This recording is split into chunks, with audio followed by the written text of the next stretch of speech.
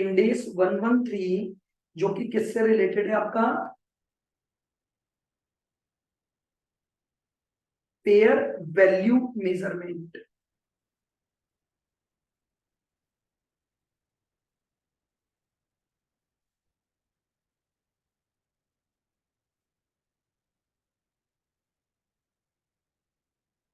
Sir ये आज हो जाएगा।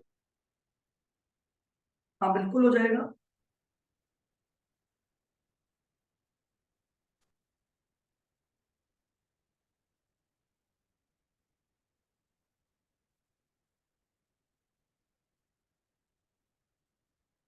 ये तो क्या बेसिकली अपन सारी चीजें पढ़ चुके हैं फेयर वैल्यू मेजर में। अपन अपने सारे इंडेक्स में ऑलरेडी फेयर वैल्यू ही ले रहे हैं। बस उसको क्या थोड़ा सा डेफिनेशंस वगैरह दी गई है और कुछ नहीं है यहाँ पर।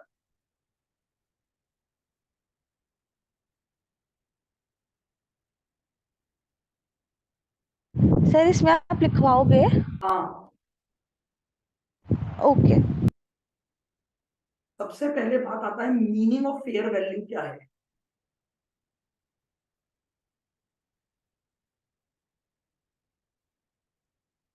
Meaning of fair value,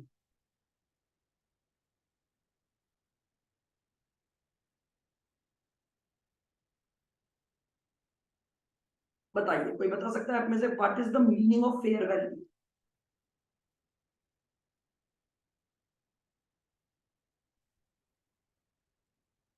market value. हाँ मतलब ठीक है, आज की जो करंट वर्थ है उस एसेट की, या अगर कोई लाइबिलिटी है तो उसकी आज की जो टेबल वैल्यू है। पर थोड़ा सा अगर डिफाइन करें तो हम उसको कैसे लिखते हैं, price which would be received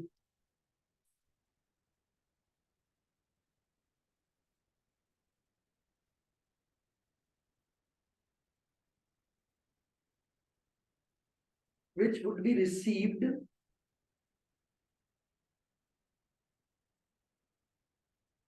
to sell the asset, or would be paid to settle the liability, settle the liability in ordinary transaction, ordinary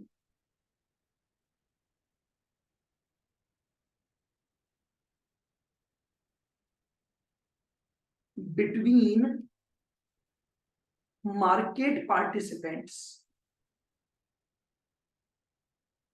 between market participants, ये ट्रांजैक्शन से पहले क्या लिखा है? ordinary transaction,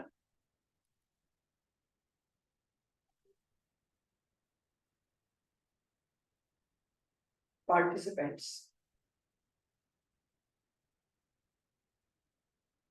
under current market condition, under current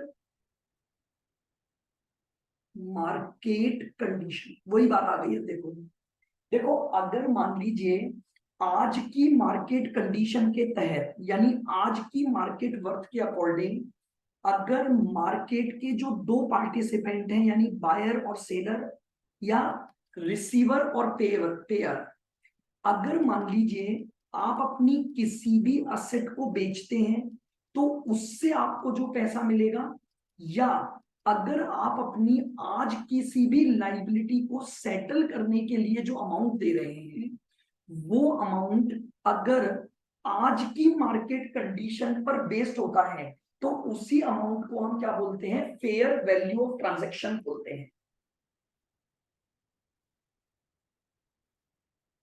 तो इसका मतलब क्या हो गया, फेयर वैल्यू के लिए हमारे पास कुछ कंपोनेंट हो गए,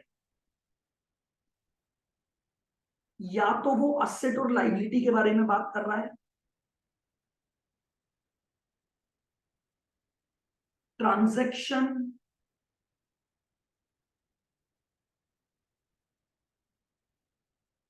पार्टिसिपेंट्स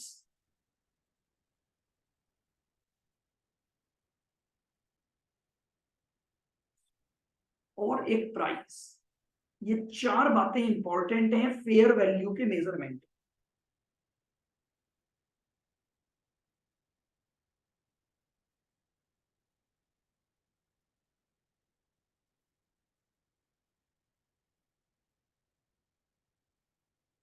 अब देखिए असेट और लाइबिलिटी के रेस्पेक्ट में इसने क्या बोला कि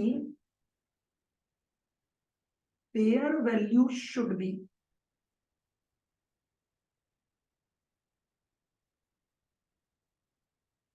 आफ्टर कंसीडरिंग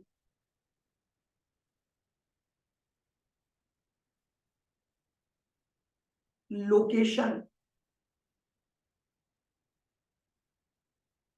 कंडीशन, रेस्ट्रिक्शन,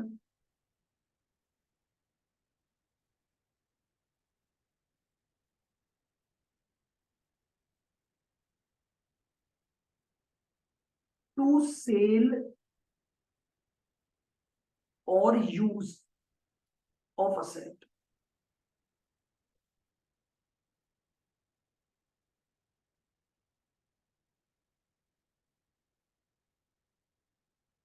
समझना, ये बोल रहे हैं किसी भी असेट या लाइबिलिटी की आप जो फेयर वैल्यू ढूंढते हो ना, उनका इफेक्ट उसकी लोकेशन की वजह से भी होता है, उस पर कोई कंडीशन लगा दी जाए या कोई रेस्ट्रिक्शन इंपोज कर दिया जाए।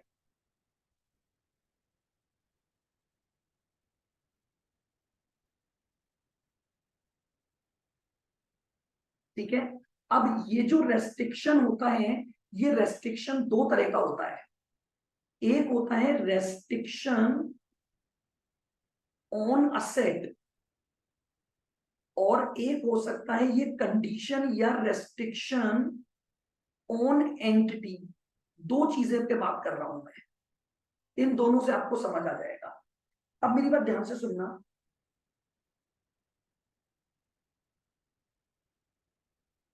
मान लो फॉर एग्जांपल एक कंपनी को ये बोला गया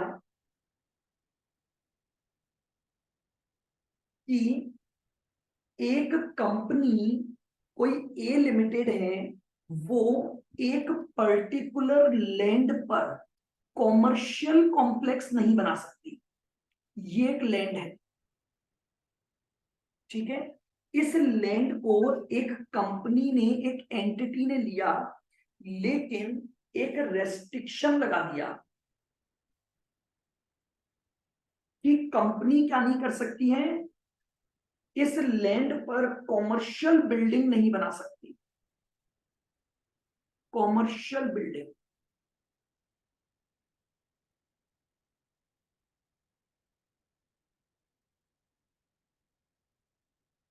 एक पर्टिकुलर एंटिटी के ऊपर एक रेस्ट्रिक्शन लगाया गया। अब मुझे बताओ, तो इस लैंड के लिए क्या लैंड की फेयर वैल्यू में इस कॉमर्शियल बिल्डिंग को न बनाने का जो रेस्ट्रिक्शन है, ये अफेक्ट करेगा? No affect on fair value of land. समझना, एक एंटिटी ने रेस्ट्रिक्शन लगा लिया कि वो एंटिटीज पर कॉमर्शियल बिल्डिंग नहीं बनाएगी। जैसे मैं बोलूं कि इसने अपने आर्टिकल्स में लिख दिया, एओए में लिख दिया कि इस लैंड के ऊपर कॉमर्शियल बिल्डिंग, इसका मतलब ये हो गया कि ये उस एंटिटी का रेस्ट्रिक्शन है, इससे लैंड के यूज पर कोई फर्क नहीं पड़ रहा है। आपने अपने आर्टिकल्स के द्वारा एक रेस्ट्रिक्शन इंपोज कर लिया अपनी एंटिटी के ऊपर कि आप इस पर कॉमर्शियल बिल्डिंग नहीं बनाओगे। लेकिन अगर मान लो लैंड पर ही रेस्ट्रिक्शन लग जाए, land can not be used other than residential,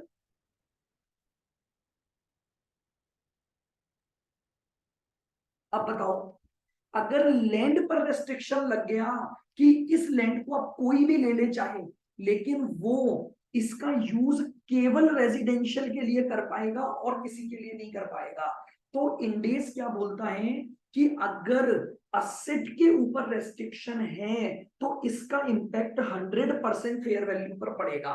लेकिन अगर एक एंटिटी के ऊपर एक स्पेसिफिक रेस्ट्रिक्शन है, असेट के ऊपर कोई रेस्ट्रिक्शन नहीं है, तो ये रेस्ट्रिक्शन फेयर वैल्यू को अफेक्ट नहीं करेगा।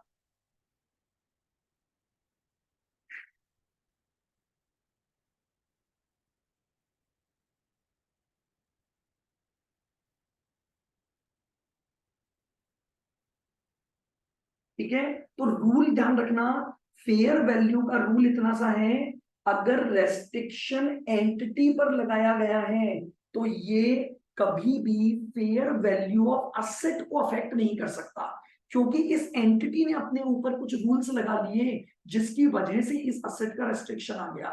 लेकिन अगर कोई रेस्ट्रिक्शन एक पर्टिकुलर असेट पर लगाया गया है, तो जब असेट पे रेस्ट्रिक्शन हो गया तो it will affect the fair value.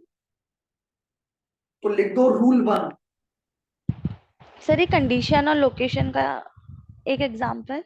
क्या चीज? कंडीशन और रेस्ट्रिक्शन तो एक ही बात हो गई ना, लोकेशन में भी यही चीज आ गई। मान लो फॉर एग्जांपल आपकी लैंड,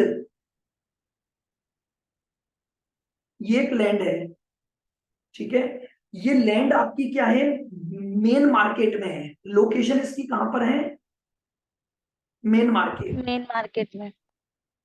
और इस लैंड पर आपका घर बना हुआ है, हाउस है ये, आपने घर बना रखा है। लेकिन अगर मान लो, समझना, अब इस लैंड की फेयर वैल्यू आप कैसे चेक करोगे? अगर आपने मकान बना रखा है इस लोकेशन पर, लेकिन अगर इस लोकेशन पर आप यहां मॉल बना दो तो वैल्यू चेंज हो गई कि नहीं हो गई? हो गई। तो वो ये बोल रहे हैं कि फेयर वैल्यू जो है ना, वो इस लोकेशन से भी अफेक्ट करेगी आपकी। आप ये नहीं बोल सकते कि यार मकान बनाया तो मकान की कीमत तो इतनी है केवल। तो फेयर वैल्यू लोकेशन पर भी डिपेंड करती है आपकी। अगर आप इसी लोकेशन पर लैंड, मतलब मकान, रेजिडेंशियल की जगह अगर मॉल बना देते तो एक अलग फेयर वैल्यू हो जाती। तो आपको फेयर वैल्यू इस मकान की नहीं देखनी है, आपको फेयर वैल्यू उस लोकेशन पर अवेलेबल लैंड की देखनी है। Okay sir. मैंने तो मकान बनाया, अगर लेकिन मैं चाहूं तो मकान की जगह एक मॉल बन सकता है उस जगह पर, तो उसकी वैल्यू वर्थ चेंज हो गई। तो वो बोल रहे हैं कि फेयर वैल्यू लोकेशन से भी अफेक्टेड होती है, आपको लोकेशन का भी ध्यान रखना पड़ेगा फेयर वैल्यू को ढूंढते समय। तो लिखो रूल नंबर 1,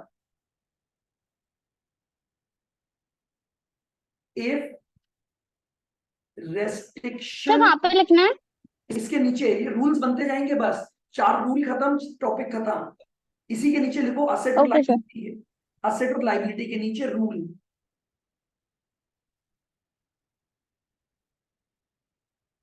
लिखो, if restriction is imposed on entity, if restriction is imposed on entity, then it does not affect fair value of asset, it does not sir ये सिर्फ इसी का ही है क्या? क्या? असेट एंड लायबिलिटी वाला? हाँ, ये इसी का रूल लिखवा रहा हूं बस। बस इसी के नीचे ही लिखो ना। हाँ, इसी के नीचे, it does not affect fair value,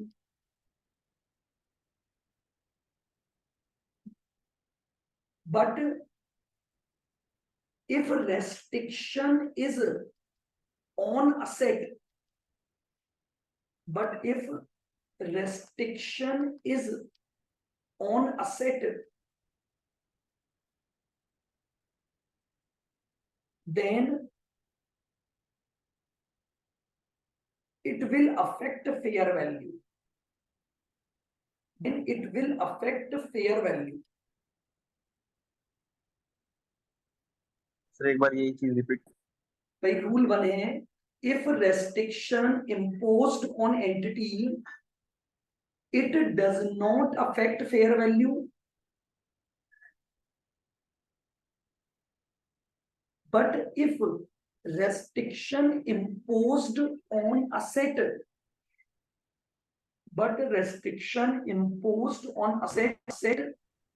it will affect fair value. It will affect fair value.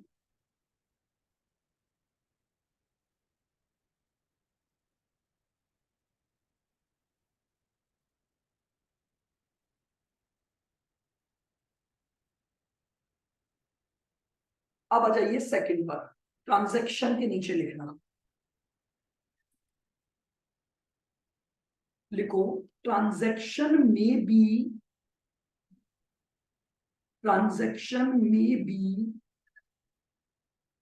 Through principal market, transaction में बी थ्रू प्रिंसिपल मार्केट और मोस्ट एडवांटेजियस मार्केट।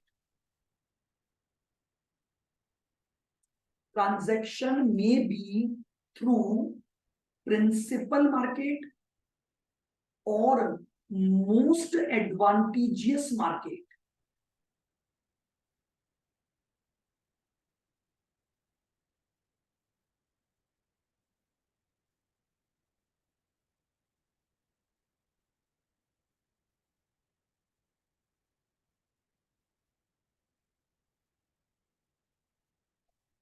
अब लिखो principal market means readymade platform for cell.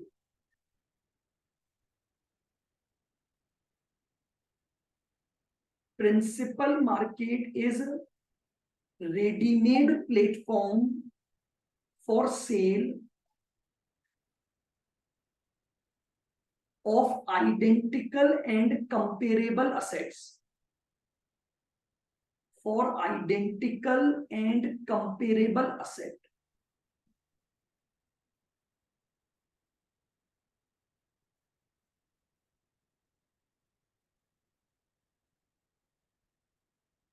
For example NSE और BSE, national stock exchange, Bombay stock exchange, ये एक readymade platform है। अगर आपको सिक्योरिटीज को खरीदना बेचना है तो ऑलरेडी एक रेडीमेड प्लेटफॉर्म बना हुआ है, आप इस प्लेटफॉर्म के थ्रू कभी भी अपनी सिक्योरिटी को बेच सकते हैं। इसे बोला जाता है प्रिंसिपल मार्केट बेस्ड ट्रांजैक्शन। आपने अपना ट्रांजैक्शन किया और वो ट्रांजैक्शन किसके थ्रू कर रहे हो? प्रिंसिपल मार्केट के थ्रू। और प्रिंसिपल मार्केट का मतलब है ऑलरेडी रेडीमेड मार्केट अवेलेबल है। आज आपको अगर अपनी शेयर्स को बेचने हैं, आप इमीडिएटली क्या कर सकते हो? BSE और NSE के थ्रू बेच सकते हो। खरीद रहे हैं, उसी के मार्केट के थ्रू खरीद सकते हो। एक रेडीमेड प्लेटफॉर्म बनाया गया है उसके लिए। सर अगर असेट सिक्योरिटी की जगह कोई दूसरी हो तो उसके लिए प्रिंसिपल मार्केट अभी का अभी आ एग्जांपल। रहा हूं, अगला उसी का आ रहा हूं ना, मोस्ट एडवांटेजेस देखूंगा। फॉर एग्जांपल ठीक चलो है। पहले बता देता हूं, मान लो आपके पास एक कार है, अब आपको वो कार बेचनी है, बताओ कार का मार्केट कहाँ है? कोई प्रिंसिपल मार्केट है क्या कार का? नहीं है। मैं मोस्ट एडवांटेजेस में जाऊंगा, मैं OLX पे डाल दूंगा उसको।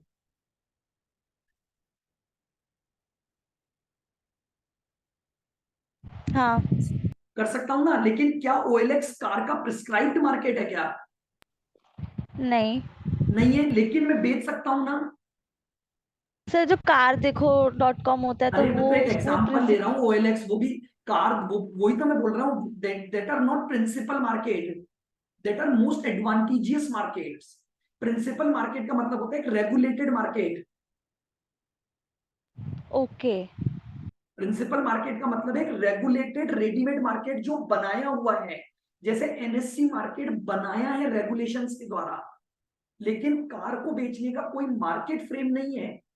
OLX पे भी बिक सकती है, कार देखो पर भी बिकेगी, और भी कई साइट्स होंगी। इवन मार्केट में कहाँ जरूरत है, पड़ोसी पड़ोसी को बोल दूंगा, हो सकता है उन्हीं में से कोई मुझे ऑफर ले आए। Yes sir. उसे बोलते हैं मोस्ट एडवांटेजियस मार्केट। ये कई मार्केट होंगे, इसमें से मैं सेलेक्ट करूंगा कि मुझे कहां जाना है, लेकिन शेयर्स के लिए मैं सेलेक्ट नहीं कर सकता क्योंकि रेडीमेड मार्केट अवेलेबल है। मैं आराम से भेज सकता हूं, तो लिखो मोस्ट एडवांटेजियस मार्केट मीन्स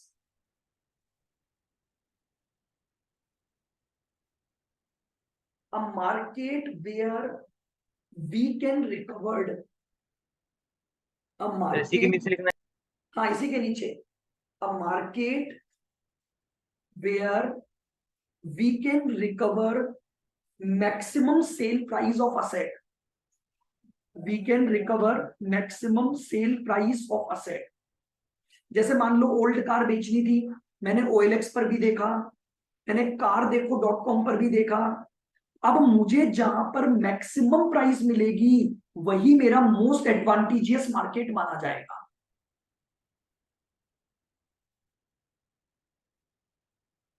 तो मैक्सिमम वैल्यू वाले मार्केट को मैं क्या बोलूंगा? Most most advantage advantageous market. Market बोलूंगा। तो ट्रांजैक्शन का मतलब समझ आ गया, यानी ट्रांजैक्शन का मतलब हो गया, हम अगर बात करें तो ट्रांजैक्शन का मतलब या तो वो ट्रांजैक्शन जो हम करेंगे असेट और लायबिलिटी का, वो प्रिंसिपल मार्केट में करेंगे अगर प्रिंसिपल मार्केट अवेलेबल है तो, और अगर प्रिंसिपल मार्केट अवेलेबल नहीं है तो हम कहां जाएंगे? मोस्ट एडवांटेजियस मार्केट में जाएंगे। अब आ जाओ participants.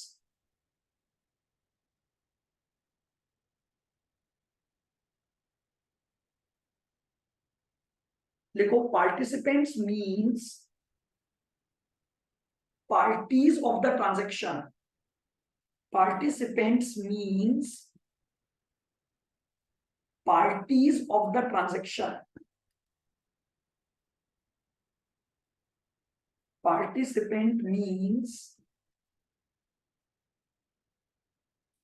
parties of the market।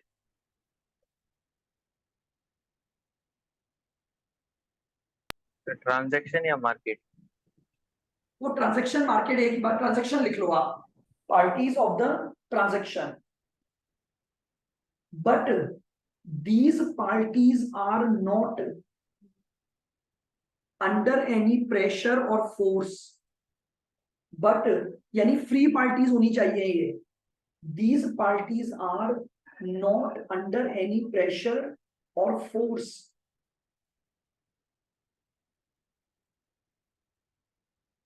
and must have sufficient sir knowledge। Pressure और फोर्सफुली नहीं करवाओगे आपके काम उनसे, प्रेशर और force and having sufficient knowledge,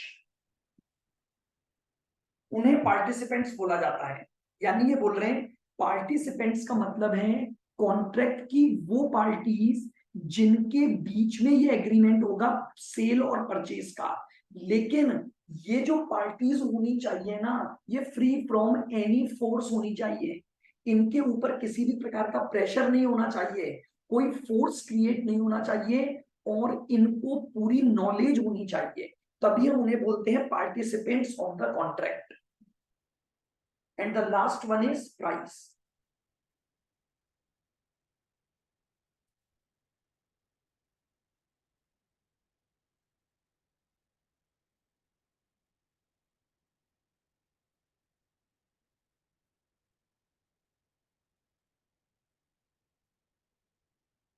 लिखो price means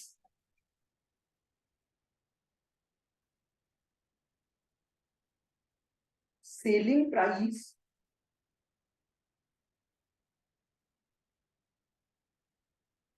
selling price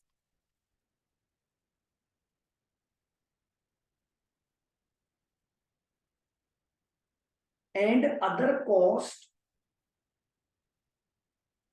if any is if any in principal market or most advantageous market, in principal market or most advantageous market।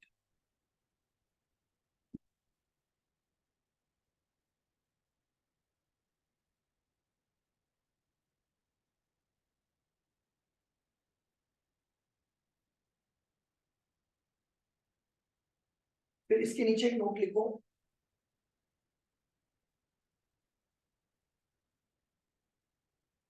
as per Ind AS 113,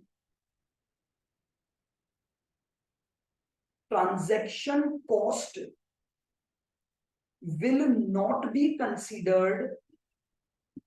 Transaction cost will not be considered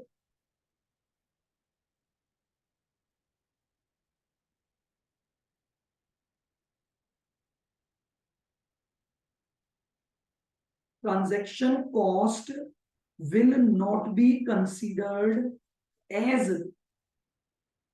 as these are incurred according to as these are incurred according to market standard. These are incurred according to market standard, not related to particular asset. Not related to particular asset.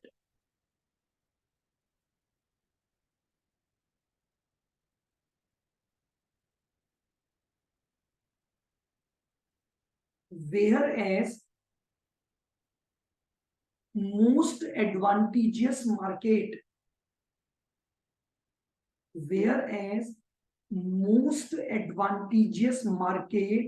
includes transaction cost.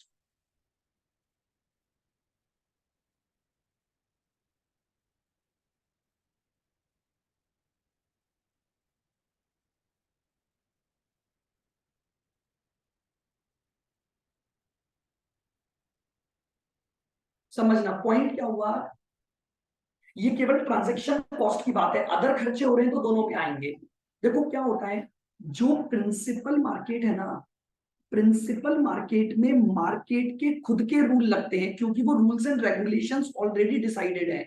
तो वो बोल रहे हैं जब आप principal market में product को खरीदने और बेचने के कुछ चार्जेस पे करते हो ना, तो वो मार्केट वाइज चलते हैं, प्रोडक्ट वाइज नहीं चलते, उस मार्केट के रूल लगते हैं। लेकिन जब आप मार्केट से, प्रिंसिपल मार्केट से हटकर अपना आउटसाइड एडवांटेजेस मार्केट ढूंढते हो, तो वो आपकी असेट के ट्रांजैक्शन से रिलेटेड होते हैं, तो इसलिए उनको तो आप कंसीडर करोगे, लेकिन प्रिंसिपल मार्केट के ट्रांजैक्शन कंसीडर नहीं करोगे। इसका एक छोटा सा एग्जांपल लेते हैं अपन, शेयर मार्केट। मान लो फॉर एग्जांपल, जब शेयर मार्केट में हमें कोई ट्रांजैक्शन करना होता है ना, तो कुछ मार्जिन मनी जमा होती है हमारी। मार्केट का एक फिक्स्ड लॉट साइज होता है, पढ़ा होगा आपने ये सब। Yes sir. होता है ना क्या सर, वो फीचर्स ऑप्शंस में होता है ना? नहीं, लॉट साइज वैसे भी होता है, लॉट साइज तो अब की बात नहीं कर रहा हूं, अब तो क्या डीमेट फॉर्मेट आ गया। देखो अब तो क्या डीमेट फॉर्मेट आ गया, लेकिन जैसे अगर आप फिजिकल पॉइंट ऑफ व्यू से बात करोगे ना, पुरानी, अब देखो क्या होता है ना, धीरे धीरे मार्केट अब बहुत चेंज होता जा रहा है। तो ये है कि मान लो जैसे फ्यूचर ही पकड़ लो, अभी तो अपन कोई भी ट्रांजैक्शन की बात कर रहे हैं, तो वहां पर आपको एक जो खर्चा देना पड़ रहा है वो सिक्योरिटी वाइज नहीं होता, वो मार्केट में चलता है पूरा, कि आपने एक पर्टिकुलर कॉन्ट्रैक्ट लिया, पर्टिकुलर ट्रांजैक्शन किया, वो उसका खर्चा है। तो वो बोल रहे हैं कि वो खर्चा प्रिंसिपल मार्केट में लगा हुआ है, आपकी असेट के ऊपर नहीं लग रहा है वो खर्चा। लेकिन जब आपके पास प्रिंसिपल मार्केट अवेलेबल नहीं है, आप OLX पे जा रहे हो, अब मुझे बताओ OLX पर जो भी खर्चे करोगे वो असेट वाइज ही तो स्पेसिफिक होंगे आपके।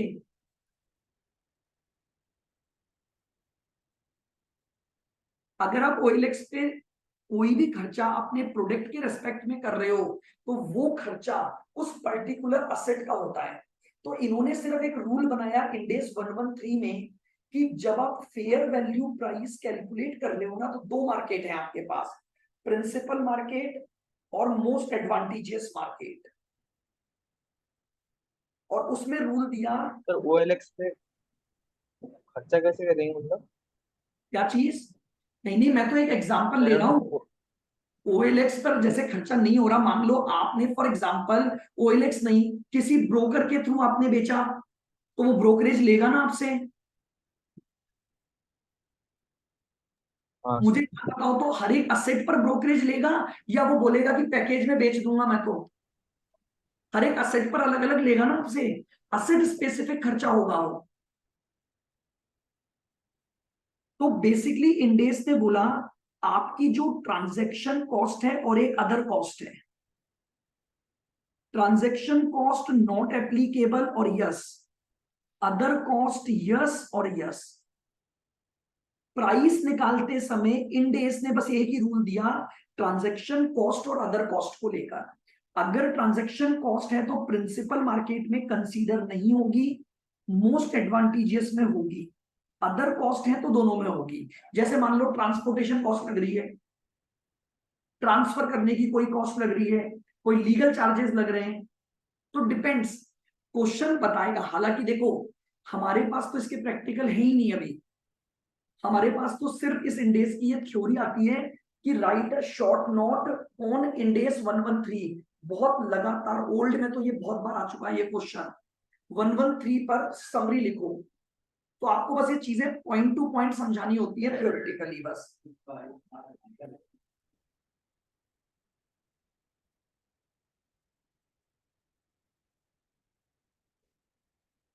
सर अदर कॉस्ट कोई सी भी अपन कंसिडर करेंगे है ना? बिल्कुल। अब लिखो how to measure fair value या techniques of measurement. Next point, अब ये इसका पूरा पार्ट हो गया। मीनिंग में 4 बातें बताई उसने। अब हम किन टेक्निक को फॉलो करके फेयर वैल्यू को मेजर कर सकते हैं।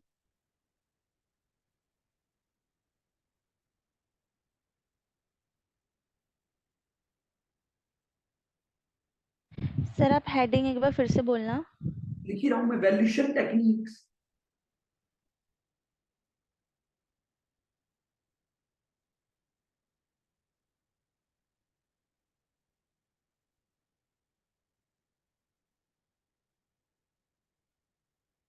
Valuation technique,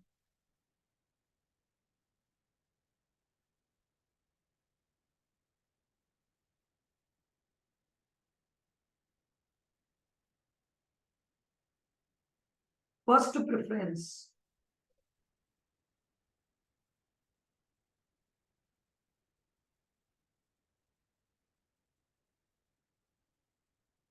we can use market value of similar or identical asset।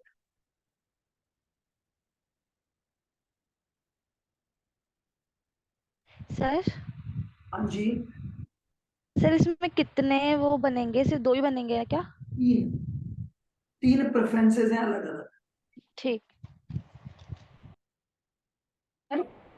और ये लास्ट टॉपिक है या इसके बाद और भी है? मतलब लास्ट टॉपिक मतलब मतलब मुझे पेजेस देखना है, पूछना है। एक पॉइंट और है इसके बाद। 5 पॉइंट है, ये तीसरा है ना ये तो आपका। हाँ। टोटल 5 पॉइंट है इस इंडेक्स में।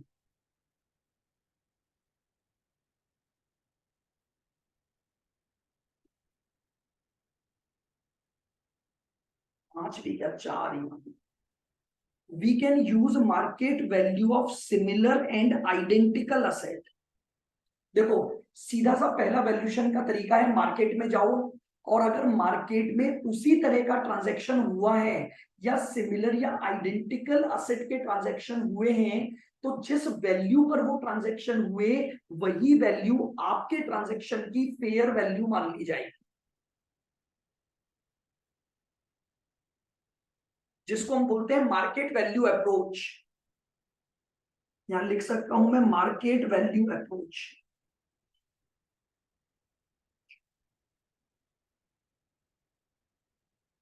सीधी सी बात है, अगर मुझे अपनी किसी भी असेट की फेयर वैल्यू को जानना है तो मैं मार्केट वैल्यू अप्रोच फॉलो करूंगा। यानी पहली प्रेफरेंस दूंगा और मार्केट में जाके ढूंढूंगा अगर इसी तरह की सिमिलर असेट मार्केट में ऑलरेडी ट्रेडेड हो रही है, तो मार्केट में वो जो ट्रेडिंग हो रही है वो किस वैल्यू पर हो रही है, वही मैं अपनी असेट की क्या मान लूंगा, फेयर वैल्यू मान लूंगा।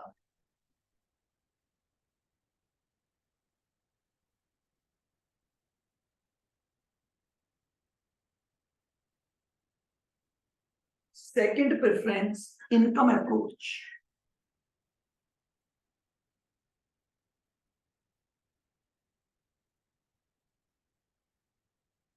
सेकंड प्रेफरेंस है income approach.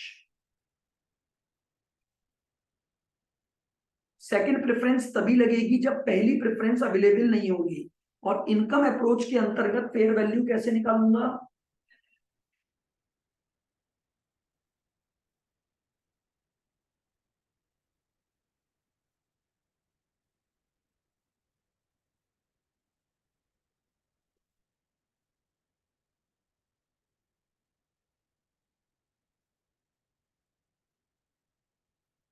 We use present value of future cash flows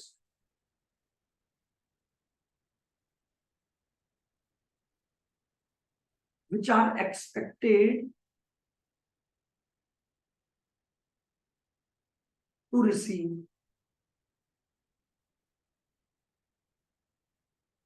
income approach का क्या बोलना है?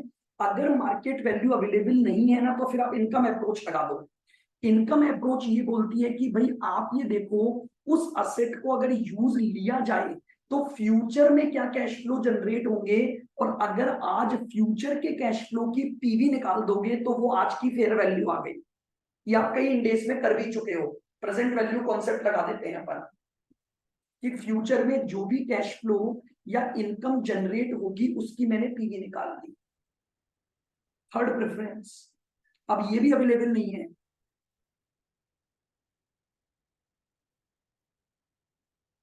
Cost approach.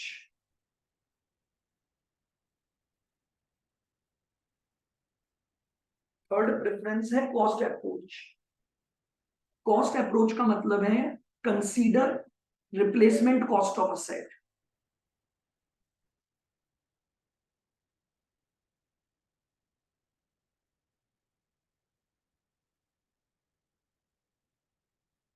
कंसीडर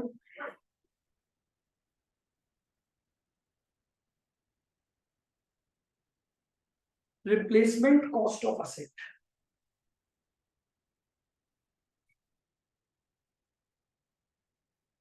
यानी अगर आज हम उस असेट को मार्केट से में रिप्लेस कर दें एक नई असेट से, तो आज जो उसकी वैल्यू होगी वही उसकी रिप्लेसमेंट कॉस्ट या फेयर वैल्यू मान ली जाएगी। लेकिन ध्यान रखना, थर्ड प्रेफरेंस समय से लास्ट में यूज होगी। सबसे पहले मार्केट वैल्यू अप्रोच लगती है, वो अवेलेबल नहीं है तो इनकम अप्रोच लगेगी, और वो अवेलेबल नहीं है तो कॉस्ट अप्रोच लगेगी। तो these are called valuation technique.